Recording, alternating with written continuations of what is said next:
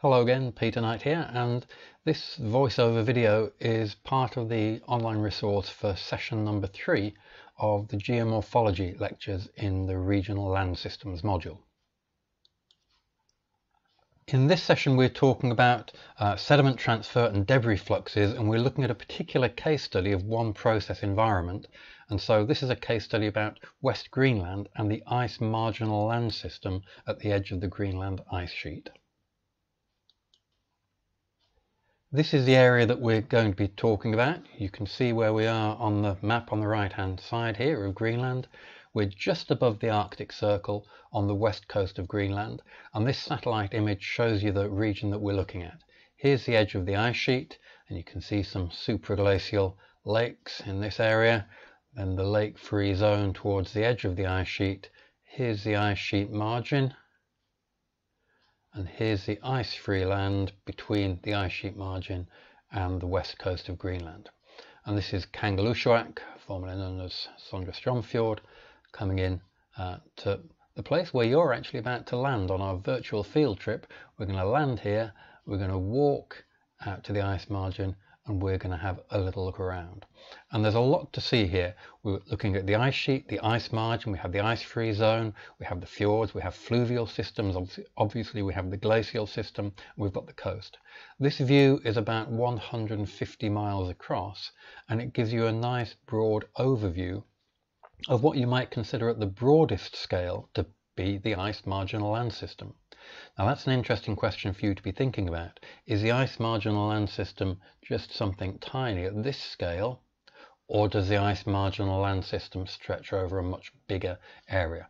I'm not going to answer that for you now. I'm going to leave you to think about that as we work our way through the slides. So let's begin with a little virtual field trip, a little pretend field trip where you visit this environment. As with any good field trip, we're going to have a little bit of a think, do a little bit of research and planning before we go. So I just want to give you some things to watch out for as we're talking through these examples and looking at these pictures and this data that I'm going to show you about sediment transfer processes in the Greenland ice marginal land system. And processes, well, that's the first thing I want you to think about. Weathering, erosion, transport, entrainment, deposition. You're familiar with the basics of geomorphology by now. And as I mentioned, we're looking here at glacial systems and fluvial systems and aeolian systems and permafrost, paraglacial, mass movements. There's lots of different types of processes going on here because we have a very complex environment, making it a complex process environment. Within that, there are lots of different landform and sediment things for you to look at. On the big scale, which is what we're talking about today, the sediment transfer system. I mentioned earlier in the previous presentation that we can think on a global or regional scale, or we can think on local scales in terms of sediment transfer systems, including sources of sediments, fluxes or movements of sediments, storage points for sediment, and sinks or resting places for sediment within that geomorphic system. Watch out for those as we talk through these pictures. In thinking about sediment transfer systems, one of the things you'll be looking at is the hydrological, the different hydrological systems. Supraglacial, subglacial underneath the glacier, proglacial in front of the glacier. Don't forget about groundwater. Don't forget about the rivers that you'll be seeing. There's all sorts of different components to the hydrological part of the sediment transfer system. And all of these things change through time. On a field trip, we tend to get a snapshot of what's going on at one moment. But don't forget that all of these processes, the environment itself, changes through time. So we're talking about a time transgressive process environment. The climate changes through time, the position, the thickness of the ice changes through time. That leads to differences in meltwater release, isostatic changes, eustatic changes, sea level geomorphology, biogeography. Everything is connected together, and all of it can change through time. Now, partly this is a geomorphological issue, but also just something for our broader view of geography and physical geography. It's important that you try to get some kind of sense of place. This is fundamental to what I think of as being an instinctive physical geographer. People talk about thinking like a geographer, and part of thinking like a geographer is to be sensitive to this idea of the sense of a place. What is a place like? What really defines or characterizes a particular environment? So just try to get a feeling for that and give some thought to that as we're working through our virtual trip. Okay, so we've spent the day walking out to our field site, and this is where we'll be staying. This is your field camp. This photo was taken in I think it was April, and the temperature was about -20, -30 degrees overnight, so it was a quite chilly environment. In the background here you've got one of the proglacial rivers completely frozen solid, and you can see our footsteps in the snow on top of the ice there. But this is where you'll be staying. Here's one of your major sources of drinking, washing and cooking water. This is a tiny little outlet stream coming off the front of the glacier. Not a lot of water around at this time of year at these temperatures, but if you hack through the ice in some locations you can still find relatively cleanish water coming off the glacier. So here's me collecting some of that for use back at camp. So here's your drinking water, just getting you settled in. And here's a view over the area where we're camping, just down at the front of the glacier here. And this summer view taken on a different trip, or if you prefer, would you like to come on this trip, which is the summer one? That might be more comfortable for you. So let's make this our visit. In summer, it's a quite pleasant environment. Temperatures up to maybe as much as 20 degrees. You can see there's a lake in front of the glacier here. There's a river flowing around in front of the glacier, and lakes off in the proglacial environment. So that's a summer view of where we're going. And an important control on what's going on geomorphologically is this seasonal variability, because here is a winter view of that same site. I've left the summer view up there for you to have a look at. And in the winter view here, taken from the same spot, here's the glacier coming out of the end of the valley. Here's the little lake in front of the glacier. Here's the moraine ridge of sediment and debris piled up in front of the current glacier margin. And here's that proglacial stream, and the little dark line that you can see on that. Again, that's my footsteps as I've made my way up the valley and climbed the hill for this view over the countryside. So if the countryside looks like this as you're flying in, then you're okay for your walk, and you're setting up camp at the edge of the ice margin. So this is taken from the plane on the way into land, and here's the glacier. Crevasses indicating the nature of the glacier movement. We can talk about that more at third year if you do the glaciers module. And notice here it shows up quite well from the air differences in colour of different parts of the hydrological system in front of the glacier. Some of the lakes are very pale, indicating high sediment concentrations, and that's because they're picking up sediment coming out of the front of the glacier. But there are a few lakes here which are quite different in colour. So just compare this one with the one next to it. This one full of glacial sediment. This one formed from water which is just falling locally as rain or snow locally and gathering in a hollow in the ground here, not connected to the glacier system, and therefore not having all that sediment in it, so showing up much clearer or darker in this air photo. So even as we come into land, we're beginning to spot some of the things that we're talking about. Glaciers transporting sediment to their margins, big accumulations of debris in these moraines at the edge of the glacier in some locations. Other locations where the glaciers are putting sediment straight into the water, and therefore differences between different parts of that proglacial hydrological system. If it looks like this when you're coming into land, zooming in on our campsite, this is a slightly less hospitable environment in fact, perhaps. Here's the part of the proglacial stream frozen over, and here's our big proglacial lake, and you're not going to be getting a lot of water out of that unless you brought a good drill with you to get through that surface ice. Back to a more pleasant summer view, and we're sat here, Kiel student there, sat with his back to the ice sheet, looking out over the proglacial environment, the environment in front of the glacier. And the landscape here is what we call a landscape of aerial scouring, so called because the whole area has been scoured by the ice in some previous time, scraping over it, dragging debris across the surface, scraping the surface, and leaving behind this scoured, smoothed, in places polished, streamlined surface. Here's one of your fieldwork buddies walking up towards the glacier margin, and you can see here from the nature of the vegetation and the ground surface, technically this area is almost a desert. There's very little annual precipitation. But despite that, there's abundant, well, let's call it biogeography. There's plenty of life going on for us to explore and for us to notice interacting with the landscape and the geomorphology. The local availability of moisture varies depending with the microclimate, and we're looking not only at precipitation but also meltwater from the glacier, water derived from melting of ground ice or permafrost in the summer. We have an active layer over the permafrost layer. And that provides moisture for all sorts of plant and animal life, the caribou or reindeer, the Arctic foxes, and all sorts of plant life. But from our point of view at this stage, it's the ice which really dominates this ice marginal landscape and gives its name to the ice marginal land system. These are a few shots taken right up at the edge of the ice sheet. This is a cliff at the front of the Russell Glacier.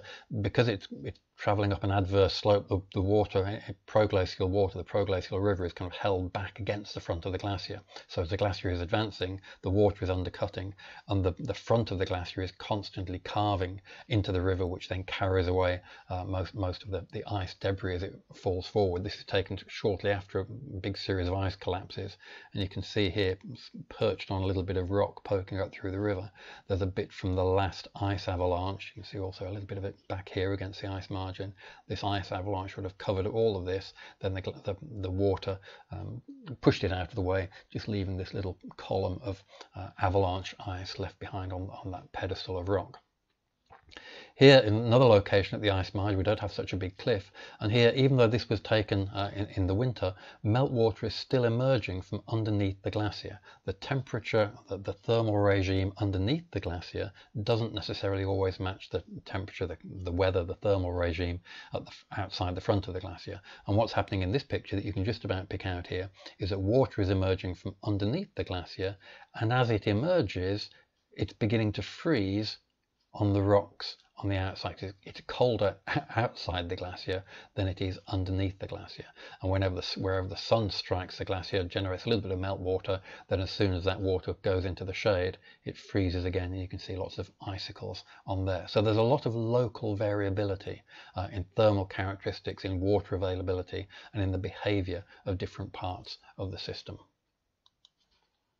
Now here we are very up close and looking directly at the bottom of the glacier at the ice margin. To give you some idea of scale, this whole picture is probably 3 or 4 meters from top to bottom, with a meter or two of rock and a meter or two of ice showing in this cross section. And here's a river flowing along at the bottom, a bit of rock poking up, and here's the very front of the glacier, and it's clean glacial ice formed originally from the accumulation and compaction and compression and recrystallization of snow to make ice far in the interior of the ice sheet, hundreds or maybe even 1,000 miles inland, gradually making its way to the edge before it all melts away or carves off into the into lakes or into the proglacial system. This image in a way is a little bit unusual, certainly for our section of the Greenland ice sheet, in that there doesn't seem to be any, or certainly not very much, debris within that glacier. It's relatively clean ice here, so there's very little debris being transported to the ice margin right at this spot. That's not typical of this area, not typical of, well, of a lot of glaciers. And here's another photograph. This is actually taken 50 meters around the corner from that previous photo. To give you an idea of scale, here's a 70-meter ice axe and a little day sack, rucksack. So we're looking at maybe a 10 or 15 meter section of the front of the glacier here. And all of this in the right and top side of the diagram, this is all the glacier. This is a debris slope just in front of the glacier, but this is the basal layer, the bottom layer of ice in the glacier, absolutely chock-a-block with layers of debris intercalated with layers of ice. Again, that's something we can look at in a lot more detail in the third year if you want to do the glaciers module and learn how glaciers work.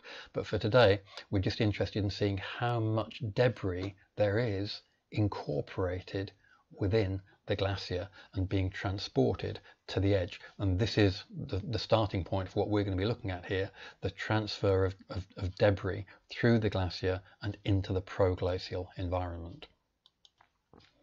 So putting all that together, we begin to get a feeling for the regional land system. So in the top right hand picture here, we have the glacier in the distance and the terrestrial environment here, with all the debris from the glacier being transported through the lake and river systems and eventually emerging here into an arm from the sea, a fjord at the coast. And you can see all the sediment, all the debris being transported out towards the ocean from the terrestrial glacial system.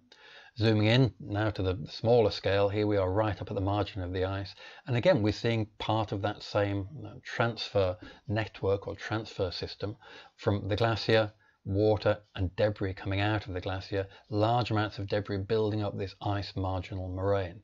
There's actually a much older moraine here. This is a several thousand years old moraine that was left behind as the glacier retreated, but now the glacier is re-advanced and is almost back up to the level of that moraine. It's well weathered, it's beginning to vegetate over a little bit compared with this much fresher, newer moraine. It's also a lot smaller, partly because, well, that could be because the ice core within the moraine has melted away over time, whereas this one is fresh and still has an ice core within it. There are lots of different reasons why that might be, but it just reminds us of the time transgressive nature of this environment. There are things, even in this snapshot of one location, there are things of very different ages that tell us a little bit about the history or the story of how this landscape has evolved and emerged over the course of time. And here at the bottom, we're standing again with our back to the glacier, looking out towards the coast. And this entire landscape is, in a sense, glacial in nature, even though a lot of it is fluvial or aeolian at the present time. The control of the glacier on the landscape is really important. The nature of that river depends partly on the glacier, which is providing the water and a lot of the sediment. The nature of this valley depends on that variable water flow and the variable sediment discharge, giving us these particular characteristics. The topography is largely glacial in origin, resulting from erosion by the ice sheet when it was more extensive. So there are lots of different things that we can read in the landscape, not only about the present day characteristics and behaviour of the glacier and the hydrological system, but also about its former characteristics. There's a lot to read in a landscape like this. So when we look at a view such as this of the ice marginal land system, we can begin to pick out particular landforms, sediments, particular processes associated with the environment. And as it says in the caption there, it's a complex process assemblage that we're looking at. There are lots of different processes going on, and they're associated with particular landforms and particular sediments or sedimentary characteristics. So an example I referred to earlier, the characteristics of this river channel, this river valley, aren't purely fluvial. They're fluvial, obviously, but they're controlled by the characteristics of the glacier.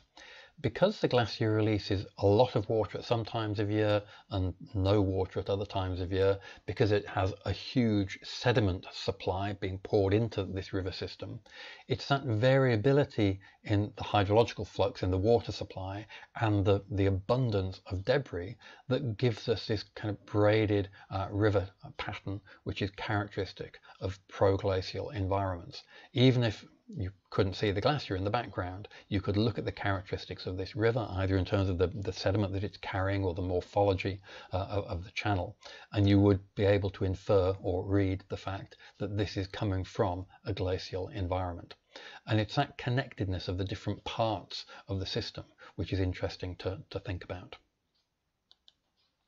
So what I suggest you do at this stage is just take some time out, pause the video or turn off and come back later, and go away and have a little bit of a look around under your own steam. Have your own, make a Google Earth or a Google Maps field excursion of your own. I'll put the grid reference there. So we're just over the Arctic, just above the Arctic Circle, just about 50 degrees west on the west coast of Greenland, and just have a look around and see what you can see what you can find.